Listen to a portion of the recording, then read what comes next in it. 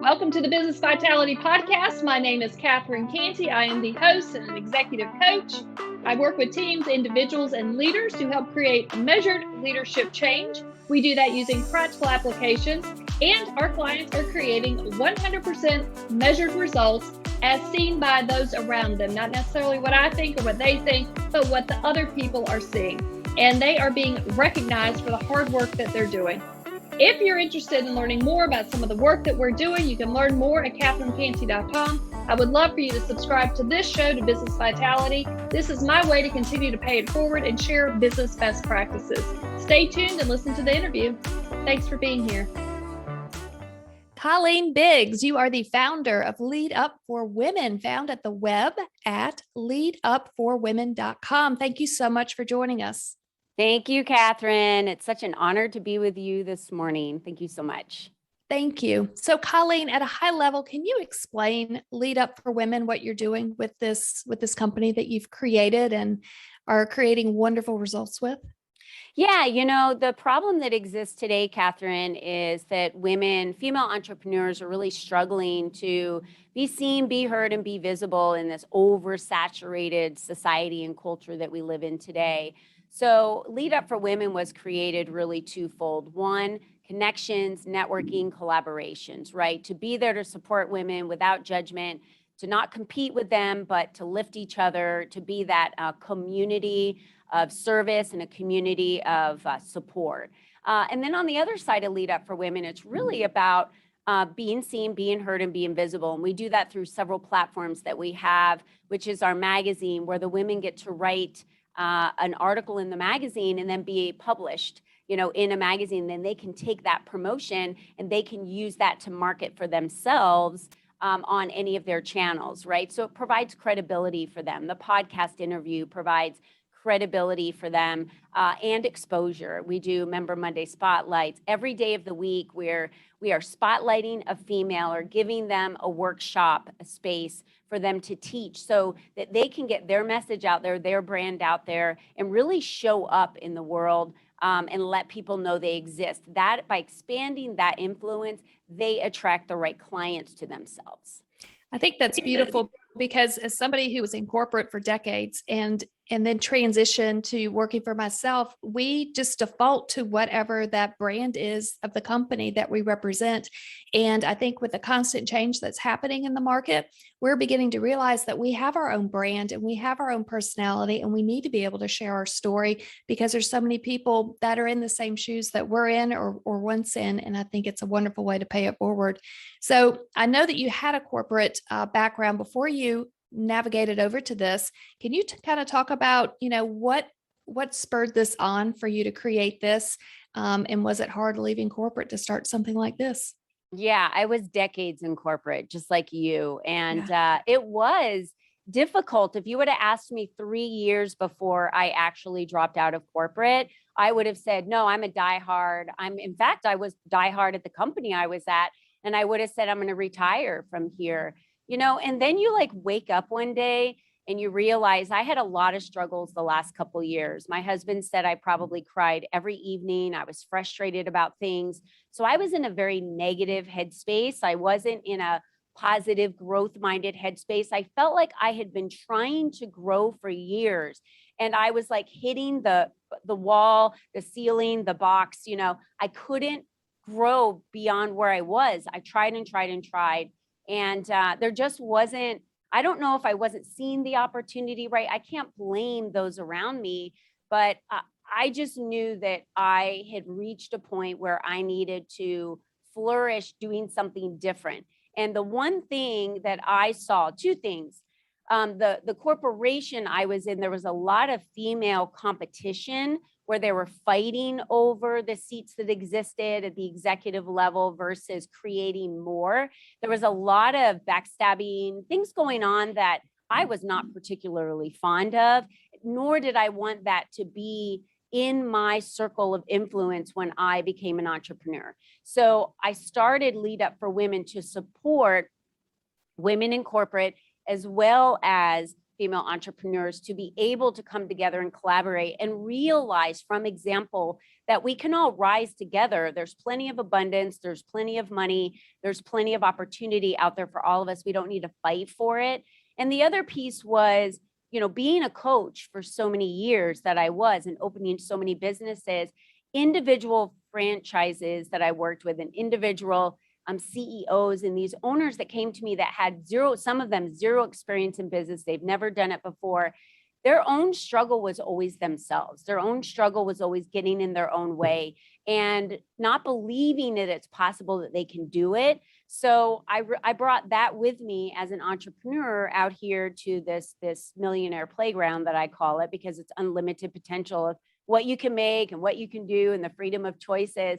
And for me, I wanted to be there and use those skill sets to help other females believe in themselves to be able to grow their businesses, because business is business. It's very basic, to run a business. It's no matter what industry you're in. So it really comes down to the individual female believing in herself, that she can do it, because once she does believe in that, it's easy to pick up the phone. It's the belief is the toughest part. And even though I'm a peak performance coach, I'm working a lot on the actual person, more so sometimes than their business. Yeah. And as we both have spent decades in corporate, I also want to just say that, corporate allowed me to get to where I am today. And I feel, and I don't know how you feel about this, but I feel grateful for those experiences. And sometimes we have to hit our head against that box to know that it's time to go. And I was just speaking with a lady last week, and she said, I went in and I asked for the raise and I didn't get it. And I said, that's okay, because now you can take that experience and know that there's probably something else out there for you. And you just need to have the courage to take a look. So as somebody who's been on that side and then has, been able to kind of go out on my own, I have a great appreciation for it. And then you talked a little bit about the struggles, and I know that you have helped start and launch over 340 companies, which is phenomenal. Are these all women-based businesses? And what are some of the themes that you're seeing when you're working with them? A portion of them are women-based. I worked primarily for the last 20 years with females. I have worked with, I would say the percentage of men I worked with was probably about 3%, honestly, of men that I worked with. And I would help them launch multiple businesses as well. Once they got their first one up and going, they would want to duplicate that and launch a second business. And so that's a different strategy. So really the struggles go right back to what we were talking about. And I agree with you, Catherine. I wouldn't have the skill sets I have today if it wasn't for my time working in the corporate world to hone and learn and polish and really understand the importance of standard operating procedures and, the back end of the businesses that so many solopreneurs don't create today, because it's almost like they're not running a real business. It's kind of like a real business. But so I agree with you on that. And those that came to me that were opening up businesses, like I said, I treated each one of them very differently. And I think that's very important to mention, because we need to get in the map of the world of the person that we're working with and not necessarily repeat the same behaviors and the same processes with that individual, because they're different. They have different challenges. They have different skill sets. They have different wisdom, knowledge. They have a different background. And so some of them may be very confident in what they're doing, but they lack in business knowledge. So you're just teaching them the business piece. Some of them are procrastinating, meaning they're nervous to make a decision because they don't want that decision to fail, and it land on them. So they're shy to pull the trigger. So every person I've worked with is very different, and we need to treat each individual differently and understand that, their future and how they see, their strengths and their weaknesses and their opportunities. We need to really focus on the things that they're really good at, spotlight that, help them shine, drive that forward, and not necessarily focus on all the things that they have opportunities in, but maybe they could hire someone that has a strength in that area, in their business, which helps offset them. So again, you really have to get, into the map of that other person and understand their world a little better. I think corporate taught me that to tailor responses based on the audience. And it sounds like you do that very well with your clients. There's not one solution that fits everybody. And I think that's extremely important today, probably more than ever, that we all want to have things tailored a bit to our personality, our styles, our strengths, our weaknesses, et cetera. So that's wonderful. Tell me kind of a little bit about your ideal client. And where are they now, and what are their dreams, and kind of how are they finding you? My ideal client is definitely a female entrepreneur. Those are the women that I work with for the most part. She's driven. She is action oriented. She really is looking to grow and achieve her peak performance, to grow her business, to be able to level up in her revenue. I talk a lot about wealth building and revenue. So she's looking to gain more revenue and wants to do this as a business. I'm not looking to work with a female that has a hobby, that is not interested in taking action, because when it gets hard, you've got to push through that. And if you're not wanting to do that, and you have no drive that is driving you to want to excel, yeah, you're not going to be, excuse me, you're not going to be the right client for me. So I would definitely say, yeah. Yeah. And I think it's clear to know what we don't want in order to have that clarity going forward. And I think you setting these expectations around, expectations around what we're looking for, but then I think there's a time when we all kind of hit, yeah, we're ready for this, and it's going to be scary, but we can do this. And having folks like you, Colleen, that are there to kind of back us up and cheer us on throughout the process is really important. So the advice that you have around whether or not you're ready or not is extremely important. And so you've worked with a number of folks. Do you have an ideal client success story that you just love that maybe you could share with us? I do. And I do, Catherine, and she is just a phenomenal, we'll call her goddess, because Okay. she is like a priestess. She is able, her portal is wide open, and she is very much an intuitive. So it goes to show I can work with any type of female entrepreneur. And she had been a coach for 20 years, and she was very successful in the past in working with women. And she was trying to rebrand herself and try and figure out who she was. And she started targeting, female CEOs was really her thing. And when she came to me, 2020 really knocked her down. And she came to me feeling like she didn't have her legs underneath of her, just kind of, wallowing and swimming. And she just was drowning, is how she felt. And she was probably making $1,500 a month, maybe, with one client, and just couldn't figure out what to do. It's almost like she was really confident at one point and was solid in her lane. And then she just lost her way. Like the light went out, it was dark, and she couldn't figure out what to do. So she hired me. And within the first month, she was probably at about $10,000 a month. Her goal was money. Her goal coming to me was money. I want to make more money, a lot of money. I know I can do this. I've done it before.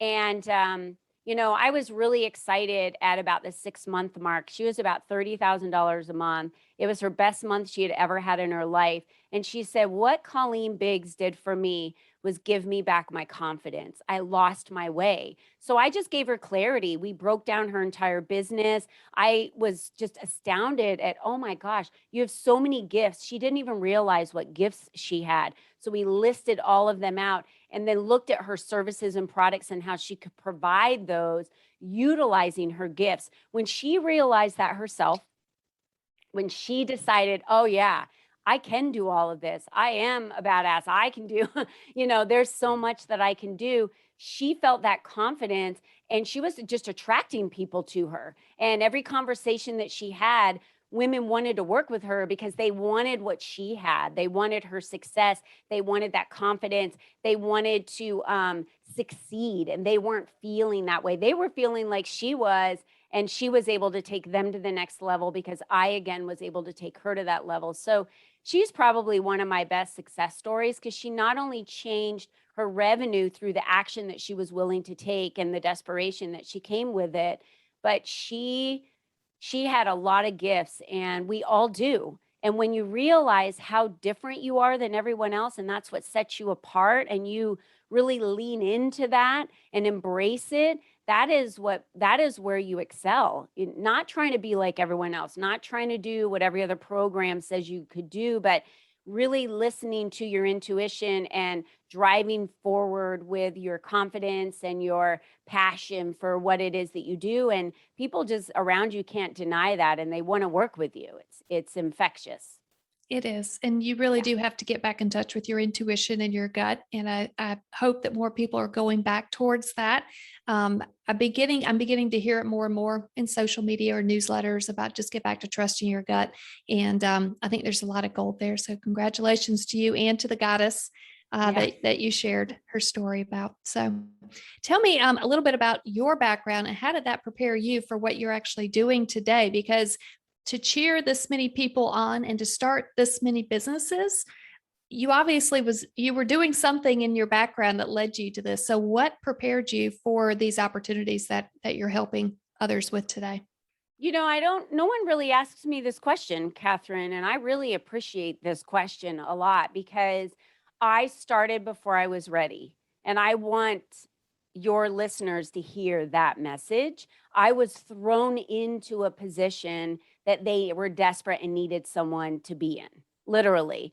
I wanted, I wanted to be part of helping, owners open businesses. And at the time, they were desperate and needed someone, and I was not trained. I was not ready. But the one thing I knew was this: if someone asked me a question I didn't know, I was going to find out the answer for them, and they didn't mind waiting. They just wanted the answer, right? So I had nothing at that point as far as the bachelor's degree or the master's degree or the studying that was required, right? And I don't even know if that would have prepared me. These are real life circumstances. How do you deal with an owner that's getting ready to open a business and launch a business in 3 days, and their twins both broke their arms on at a park when their mom had them, while they were training their staff 3 days before they open? How do you prepare for that? That is a life tragedy of things that happen so quickly. So what I learned very early on was this: we only have what we have. We don't know what we don't know until we know it. And I didn't know what I didn't know until I knew it. And then when I knew it, what was I going to do with it? So I treated every single person like they were my only client. I cared about them. I had a heart for them. I sent flowers. I sent, cookies when their daughters broke their arms. Anything that you can do to show that you have compassion for someone, that you respect them, that you care about them, that you really want their success to be your success, that you're in the trenches with them. And I know that is what set me apart, because it wasn't a job to me. It was who I was and how I served people. And when you approach life that way, it changes people's lives. And to me, that was the most like the reward that I was looking for, was to help people achieve their goals and their dreams of what they had set out for. And I still do that today. And I think that is what set me apart. That is what prepared me to be able to be a leader. And I think the other thing that I learned on the flip side of that was not to allow others to hold you back, not to allow others to label you. And sometimes the negative part about being in corporate is you're paid what you're worth. So that's a struggle when you become an entrepreneur, because you think, well, paid what you're worth, and if you're not making any money as an entrepreneur, your worth is zero. That's really hard to swallow. So don't, don't listen to the naysayers if they tell you you're not a leader, or if they tell you you don't have the skills in a certain area to do a certain job, and inside you feel like you do, or you were meant to do something. So don't let others hold you back. Don't be labeled. And I know it's hard because corporate America has a lot of titles, and I think titles should be earned by those around you and not necessarily just handed out like candy, like, oh, now you're a manager, and you're leading this team where you didn't even really deserve the leadership role or something because the team didn't put you there. They didn't place you there, right? So again, earn that respect by serving others first, and then you'll get that in return. Sounds like your superpower is serving others first and leading. Yeah, It is. It- it's a superpower that probably more of us need, and it's refreshing to hear, and it's evident in the work that you're doing. Um, a few last questions that I have is about strategy, and I think strategy is vital today. And it feels that, if you've got 340 plus businesses that you're starting, strategy is definitely going to be a part of this. Where are you starting, and knowing that you have a strategy. So when your twins break both of their arm, or both each break an arm, what's your strategy in place? So now you can kind of pivot because you've got some ideas on what to do. So do you mind talking a little bit about strategy and what it means to you, and how you're using that with your clients today? And is it as vital as what I'm saying it could be? Yeah, my clients are very, very focused on, we do a weekly check-in, goal setting. They're very focused on goal setting. And to me, one of the best strategies you can have in anything in your life are goals. And those goals that you set for yourself in your relationship, as a mother, right? Time with your kids. I have a lot of them. So that's a strategy I have to put in place in my life. A goal for finances, a goal for how much time I spend with my husband or by myself, and my own self-care. These are goals, and it sounds overwhelming to so many people. And I will tell you that just about almost, I've had one female entrepreneur that I have worked with, they have not had goals. And that was the first thing we did, was set goals. So the biggest strategy you can apply right now in your life is to look at your goals. And if you don't have them, set them, whether it be a financial goal, a work-life balance goal, which I don't use the word balance because it doesn't exist. There's no way to really balance that. It's by choice. So look at where you're choosing to spend your time. Look at what you're doing with your time, evaluate that and set the goals in the area. Start with one goal, one baby step. So don't overwhelm yourself. If it's a goal of, I'm going to work and reach out to 3 people per day, that's your only goal that you have right now. Do not complicate it with another goal. I'm a singular goal person to get started. You have to have one goal, and when you can achieve that goal, then we can start adding other goals on. But sometimes the goals are like 5 goals that month, and I said, no, that's not going to work, because now you're focused on 5 different things. And really where you send your energy is where you're going to have all of the flourish happen. You've got to focus on one thing, and that one thing that you focus on will be the barometer to change. And then once you've accomplished that goal, you can keep adding additional goals.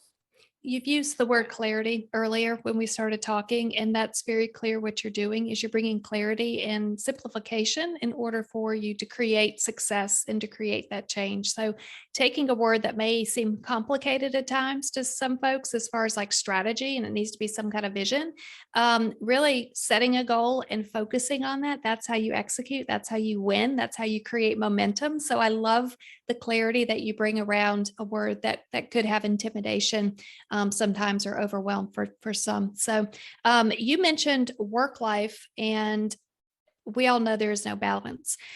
So tell me, do you have work-life integration tips, or what is a phrase that works for you, and maybe 1 or 2 ideas that could be helpful for the rest of us? Yeah, I don't think I haven't trademarked a word for that for sure. This is the way I look at it. I choose to spend my time in certain areas throughout the day that fill my bucket. And so when I wake up in the morning, my husband and I have our time to walk. So I have my exercise time that fills that bucket of movement and health for my body, and time with my husband to talk and walk around and be part of our community. Then I have the bucket of self-care that I work on in the morning, and I have that time for myself. And then I have my work time, and when I'm in these buckets, by the way, I'm not focusing on anything else. I'm not focusing on business while I'm walking. I'm not focusing on doing any type of workout while I'm actually doing self-care and writing in my journal for gratitudes and reading. I'm solely focused in that moment, in that one thing that I'm doing.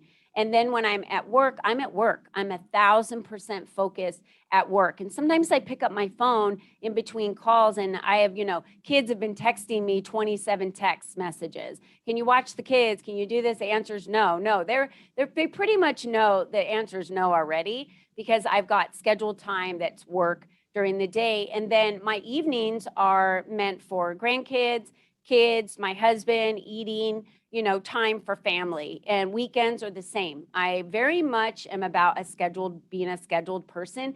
It works for me. It doesn't work for everyone else, but try not to beat yourself up over balance. Like, oh, I'm spending 90% of my time at work and only 10% with my family. I have to do 50-50. 50-50 doesn't work with a lot of people. And if I spent 50% of the time with my family, I would probably never want to see them again for like another year, because that's a lot of family time. My husband and I have finally gotten to a point where we're empty nesters. All the kids are moved out. They're in their own homes. And now we get the opportunity to focus on us, focus on our businesses, focus on the things that we want to do, just like our kids are focusing on their families and raising them and activities. But we get to go do all those fun activities with the kids on the weekend and in the evening. So don't beat yourself up over trying to create balance.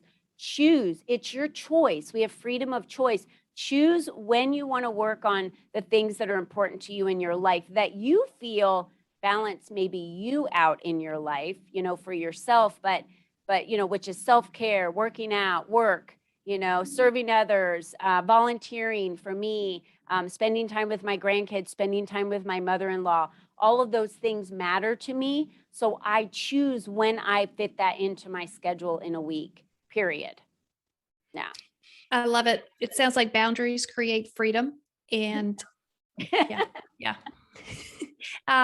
We could talk all day about that. So boundaries are vital, and it does create the freedom that I think a lot of us are looking for. So thank you for sharing that. And as we close today, I know that you have a lot of materials that are available for those that may be interested in learning more. Do you mind sharing with us a little bit about, if somebody's interested in reaching out to you, maybe what are some best steps? And if maybe they're not fully committed yet, but they're kind of wanting to dabble into some of your research and resources, would you mind sharing where we can find that? Yeah, leadupforwomen.com is going to be the place that you want to go if you are looking to understand more about promoting yourself, being seen, being heard, being visible, getting yourself out there. If you want to be in a magazine, if you want to be on a podcast, if you want to be in the spotlight to expand your influence on a regular basis, the Lead Up for Women community is for you. You can go snag a free copy of our magazine at leadupforwomen.com. You can register for one of our networking events for free. As a guest, you can come to any of our Teaching Tuesday master classes and learn from some of the other members, so you can see what it's like for them to be in the spotlight. So yes, leadupforwomen.com. If you're interested in learning more about, hey, I really like Colleen, I love her experience, I'm feeling like I need, that accountability and someone action-oriented that can assist me and help drive me, then you want to go to ColleenBiggs.net. And you want to reach out to me through there. And of course, anyone can always reach me at info@leadupforwomen.com. So info@leadupforwomen.com, you can reach me there. But the ColleenBiggs.net website is going to give you a little bit more about some of my work, some of the books that I've written, the communities that I run, more about my background, a little bit more about what I do one-on-one in my LEAP program with my clients. So that's going to give you a little bit more about those services. There's a plethora of information out there, which is wonderful. So thank you. Colleen Biggs, you are the founder of Lead Up for Women, found on the web at leadupforwomen.com. Thank you so much for joining us. It was an honor, Catherine. So great speaking with you today. Thank you. Likewise. Thanks. Thanks for listening to the episode. If you like it, please subscribe, share this episode or this show with other people around you. The greatest form of a compliment is a referral. I really appreciate them. And if you think that you want to learn more about some of the work we're doing, I encourage you to reach out to catherinecantey.com. You can schedule a call or just continue to read articles and information that we post out there. Thank you so much for being here.